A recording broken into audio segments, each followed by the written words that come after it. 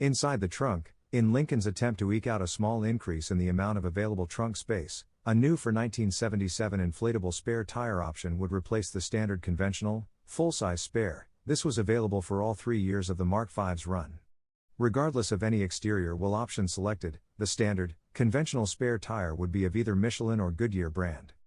This example even has the jack instructions in pristine shape.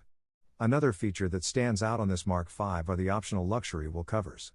The new for 77 turbine-style aluminum wheels, machined spokes, with bright metal center caps.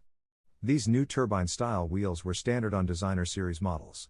In Mark series tradition, the Mark V retained the Continental spare tire deck lid, oval opera windows, hidden headlights, and a radiator-style grille. The front fenders were given functional louvers behind the front wheels as standard equipment.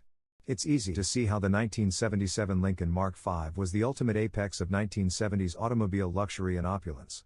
It was the last of the massive two-door personal luxury coupes, not to mention the Mark V was one of only a few remaining cars offered in the late 70s equipped with large displacement V8 engines. Powered by a 400-inch 3 small block V8, the 1977 Mark V only had 159 to 179 horsepower. The V8 may have been light on the horsepower like most cars of this era, but its 315 to 329 pound-feet of torque helped to move the heavy Mark V with relative ease in most driving situations. The Continental Mark V is the fourth-generation Mark series. While only sold for 3 years, the Mark V is the best-selling generation of the Mark series.